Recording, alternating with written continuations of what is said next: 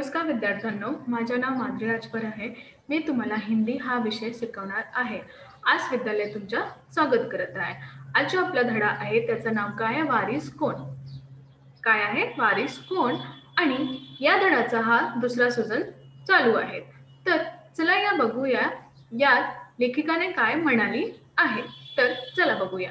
पहिल्या सीझनमध्ये आपण हे बघितले की राजा कसा आपल्या अधिकारीसाठी किंवा आपल्या प्रजासाठी कोण उत्तरण राणी आहे ते त्यांचा परीक्षा कसा घेत आहे.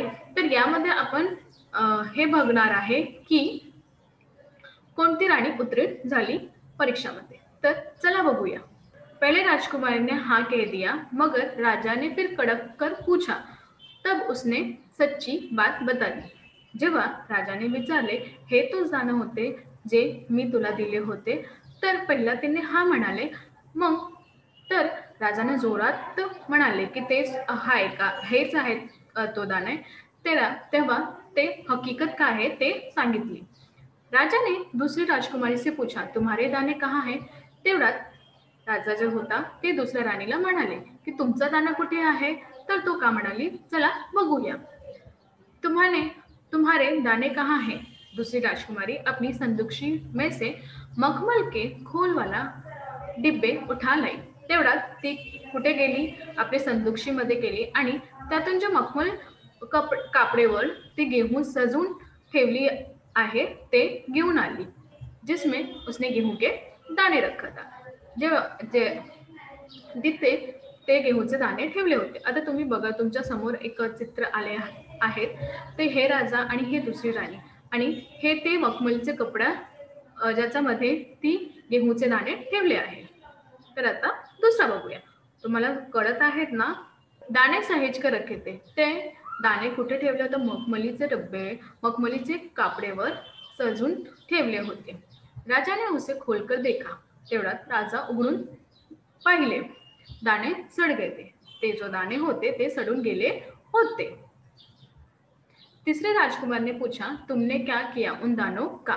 आणि तेवढ्यात तिसरी राजकुमारला विचारले, तुम्ही काय केले ते दाण्याचं? तीसरी ने कहा, मैं इसका उत्तर आपको अभी नहीं दूंगी. तेवढ्यात तिसरी राणी म्हणाली, याचं उत्तर मी तुम्हाला आता नाही देणार आहे, क्योंकि जवाब पाने के लिए आपको यहाँ से दूर जाना पड़ेगा और मैं वहाँ आपको कल ले चलूंगी. आणि म्हणाली, तुम्हाला जवाब पाहिजे ना, तुम्हाला उत्तर पाहिजे ना, तुम्हाला हा उत्तर बघायला जाणार आहे, तुम्हाला मी उद्या घेऊन जाणार आहे. तर हे झाले तिसरी राणी. आणि आता चौथी राणी काय केले आहे चला बघूया. राजा ने अब चौथी और सबसे छोटी राजकुमारी से पूछा. आता सगळी लहान मुली किंवा राणीला तो विचारले. उसने उसी बेपरवाही से जवाब दिया, उन दानों की कोई कीमत नहीं है पिताजी. तेवढ्यात राणी म्हणाली, त्याचं काहीही किंमत नाही आहे, ते दाण्याचे काहीही किंमत नाही है पिताजी म्हणजे वडील. वैसे तो ढेरों दाने भंडार में पड़े हैं, आप तो जानते हो ना, मुझे गेहूं के भुने दाने बहुत अच्छे लगते हैं. तेवढ्यात तो म्हणाली, असं खूप दाणे आहे जे भंडारघरवर ठेवले आहे आणि त्याला भाजून खाणार मला अतिशय चांगलं वाटते, तुम्हाला हे माहिती ना. सो मैं उन्हें बुनवाकर खा गई. आणि त्याला भाजून मी खाल्ले. आप भी पिताजी किन किन चक्रों में पड़ जाते. तुम्ही पण काका असं तू म्हणाले, तुम्ही पण काय काय चक्रात फिरत जात आहे. तर हे झाले चौथी राणीचं. पण आता तिसरी राणी काय करणार आहे चला बघूया. बघा, सभी के उत्तर से राजा को बड़ी निराशा हुई. सगळ्यांचा जे उत्तर होता त्याचा तर खूपच निराश झाला होता. चारों में से अब उसे केवल तीसरी बेटी से ही थोडी उम्मीद थी. चार जे आहेत, चार राणी आहे, तेवढ्यातून तिला जे तिसरी राणी होती थोड्या उम्मीद त्याच्यासाठी ती ठेवली होती की आता ही काय करणार आहे असं त्यांच्या मनात होते. दूसरे दिन राजकुमारी राजा के पास आई. उसने कहा, चलिए पिताजी, आपको मैं दिखाऊं कि गेहूं के वे दाणे कहाँ है. आणि तो म्हणाली की चला तुम्हाला मी दाखवणार आहे की ते गेहूंचे दाणे कुठे आहे आणि त्याचं मी काय केले आहे. तर हे राणी आली आणि राजाला घेऊन चालली आहे. आणि कुठे चालली आहे? रथवर घेऊन चालली आहे. कुठे चालली आहे चला आपण बघूया. तब रथ पर सवार हो गया। रथ महल के नगर पार कर खेत की तरफ बढ़ चढ़ा। रथ महलचा बाहेर शेती नगर जे आहे शेतीजवळ पोहोचली। राजा ने पूछा, आखिर कहाँ रख छोड़े हो?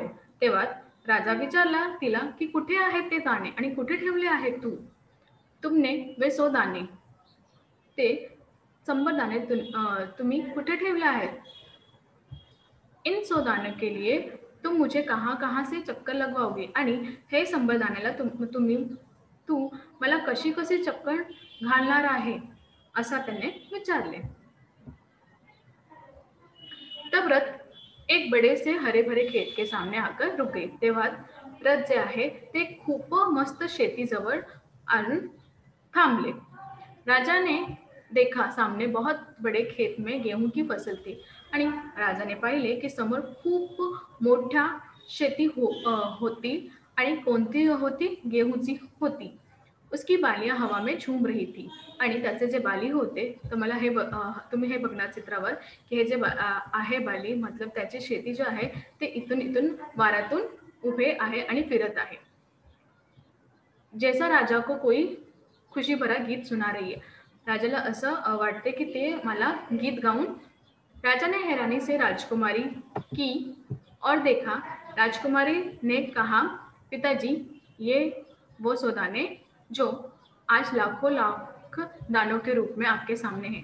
तेवढ्यात राजा जे आहे त्याला पाहिले आणि बघितले आणि राजकुमारी बोलली की हे तो 100 दाणे वडील किंवा बाबा जे तुम्ही मला दिले होते आणि हा 100 दाणे आज लाखो लाख झाले आहे। लाखो लाख दाना म्हणजे अन्न रूपांतरित केले आहे। मैं उन 100 दानों का बेकार इतने अधिक परत बघा। मैं उन 100 दानों का बोकर इतनी अथक फसल तयार की है। अजून ती म्हणाली, मी हा 100 दाण्याचं फसल शेती केली आणि याचं फसल हे तयार झाला आहे। राजा ने उसे लगा राजा ने उसे गले लगा लिया और कहा, अब मैं निश्चित हो गया, तुम ही मेरे राज्य की सच्ची उत्तराधिकारी हो। आणि राजा त्याला मिठी घेऊन म्हणाला की आता तू हीच माझी निश्चित झाली की तू हीच माझी उत्तराधिकारी होणार म्हणजे माझी जो प्रजा आहे त्याची उत्तराधिकारी तू म्हणजे राणी तू हीच होणार असा सांगितले। तुम्ही या चित्रात बघणार आहे की किती गेहूंचे दाणे ते रूपांतरण केले आहे। 100 दाण्याचे गेहूं हा रूपांतरण केले आहे। तर हे झाले आपला धड्याचं स्पष्टीकरण। आज तुम्ही काय शिकलो की जेव्हा आपण काहीतरी विचारून ठेवतात की आपल्याला हे कार्य करायचे आहे याचं फल कसं भेटणार आपल्याला, तर तुम्ही फलचा परिवर्तन नको करा, तुम्ही परिश्रम करा।